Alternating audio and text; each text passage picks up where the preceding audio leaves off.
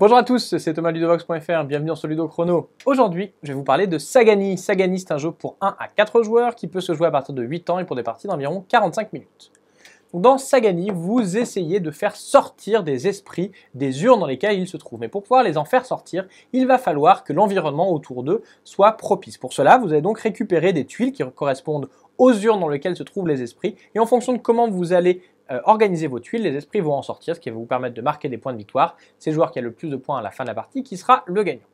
Donc au début de la partie, on va mettre ici le plateau de score. Chaque joueur va commencer la partie avec un certain nombre de disques de sa couleur. Il y aura un joueur qui sera le premier joueur. Et puis on va mettre ici une rivière de 5 tuiles. Les autres tuiles seront mélangées.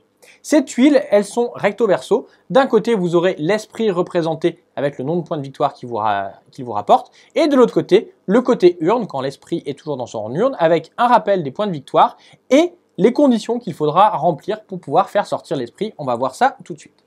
Une fois qu'on a fait la mise en place, les joueurs vont jouer chacun leur tour. Lorsque c'est à mon tour de jouer, je vais tout simplement devoir choisir quelle est la tuile que je choisis de récupérer. Ici, par exemple, je vais choisir de récupérer la tuile qui est ici et de la rajouter aux tuiles que j'ai déjà placées. Bon, ici, je n'ai pas de tuile, je la mets comme je veux.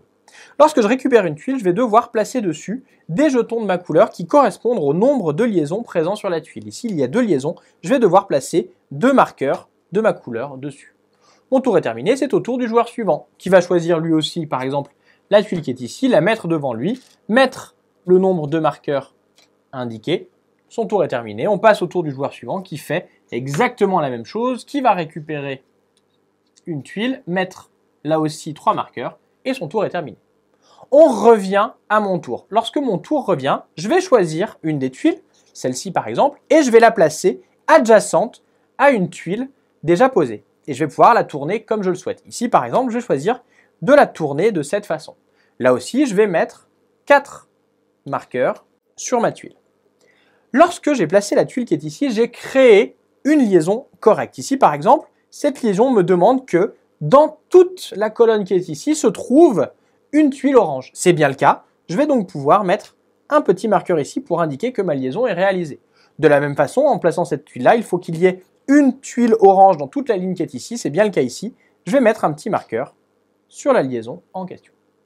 Mon tour est terminé, c'est au tour du joueur suivant. Le joueur suivant a devant lui une seule tuile. Alors il a le choix. Soit il va prendre cette tuile et la rajouter, soit il va choisir de placer cette tuile ici, dans la zone d'interlude, on verra plus tard à quoi ça sert, et il va piocher la première tuile de la première pioche. Donc on aura la pioche 1, la pioche 2, la pioche 3, on passe d'une pioche à l'autre quand une pioche est épuisée. Donc ici il va prendre la tuile qui est ici et il va choisir de la retourner et de la placer comme il le souhaite. Par exemple, il va choisir de la placer ici.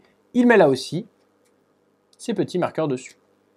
Si à la fin du tour d'un joueur, la rivière est vide, on va tout simplement re-remplir la rivière avec de nouvelles tuiles. On va donc continuer ainsi à jouer. Les joueurs vont avoir leur plateau qui va petit à petit s'étendre. Là, c'est à moi de jouer. Je vais prendre la tuile qui est ici. Je vais la placer de cette façon. Je vais mettre mes marqueurs dessus. Je vais ici faire une liaison et je vais également faire une liaison ici puisque dans la diagonale je trouve bien une tuile bleue. Donc en faisant la liaison, je vais mettre mon petit disque dessus et dans ce cas-là, eh bien, toutes les liaisons de la tuile qui est là ont été recouvertes. Je vais alors libérer l'esprit, je récupère mes petits disques et je retourne l'esprit en question. Je vais marquer les points qui sont là, je vais marquer immédiatement 3 points. Mon tour est alors terminé, c'est au tour du joueur suivant. Alors il est à noter que lorsque je prends une tuile et que je la place sur mon plateau de jeu, si jamais je n'ai pas assez de disques pour la remplir complètement, eh bien je vais devoir à la place prendre des disques rouges. Ces disques rouges, je vais les garder jusqu'à la fin de la partie et à chaque fois que je récupère un disque rouge, une seule fois donc, eh bien je vais avoir un malus de 2 points. Je vais donc devoir reculer de 2 cases sur la piste qui est ici. Si jamais cela me faisait arriver derrière la case 0, je prendrais des petits jetons pour indiquer que j'ai des malus. On continue donc ainsi à jouer jusqu'à ce que un interlude ait lieu. Un interlude a lieu quand toutes les cases ici sont remplies par des tuiles. Dans ce cas-là, les joueurs, en commençant par celui qui est le plus en retard sur la piste, vont pouvoir choisir une des tuiles de l'interlude et la rajouter à leur zone. Ça leur permet donc éventuellement de rattraper leur retard puisqu'ils vont choisir avant les autres.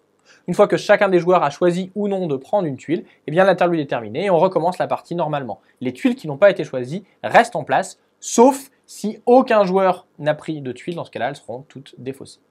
On continue ainsi la partie jusqu'à ce qu'un joueur arrive au nombre de points indiqués pour mettre fin à la partie. Dans ce cas-là, on finit pour que tout le monde ait pu jouer le même nombre de tours. C'est le joueur qui finit avec le plus de points qui est alors le gagnant.